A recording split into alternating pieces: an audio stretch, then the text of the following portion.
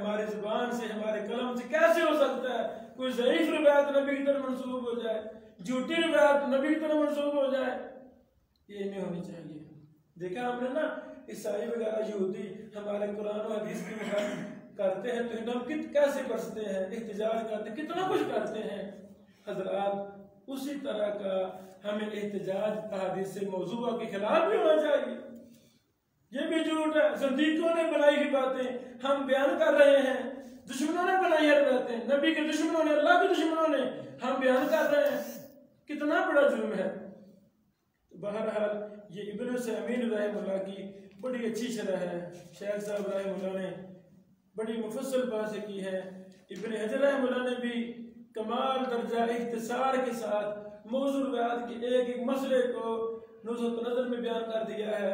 तो शेख इब्न उसैमीन रहमतुल्लाह ने भी बड़ी मुफस्सल शरह लिखकर हक अदा कर दिया है। अल्लाह इन दोनों बुजुर्गों की कब्रों पर करोड़ों रहमत नाज़िल फरमाए। आखिरी बात, कुछ मुहद्दिसीन ने मुस्तकिल किताबें ज़ईफ और मौजू रिवायतों रावियों पर लिखी हैं। मसलन मिज़ानुल इत्तिदाल किताब है, लिसानुल मीज़ान है,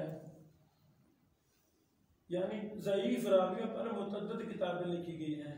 आपका ज़हन होगा ना, हम सर्च करें तो हम उन किताबों को सर्च करेंगे तो हमें डाटा सारा, यानी ये भी किताब जरह, हाँ ये भी किताबें जरह तदील की हैं।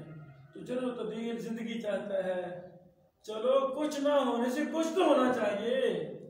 जो मैंने चंद किताब बताई है उर्दू में, अरबी में मौजूद रिवायतों पर है, हम कम इनका जरूर मुताला करें। ये मैंने हदीस मौजू और उसके मराजे, बड़ी कमाल किताब है ये, मैंने पढ़ी तो दिल बाग बाग हो गया। कोई बात छोड़ी ही नहीं है, कोई बात छोड़ी ही नहीं है। इसको भी बार बार पढ़ा जाए और भी किताबों को बड़े बड़े साहब मुहद्दिसीन से रब्ता किया जाए। नेट का दौर है, क्या चीज़ नहीं, फौरन हम रब्ता कर सकते हैं, हर किसी से फ्री में रखते हैं।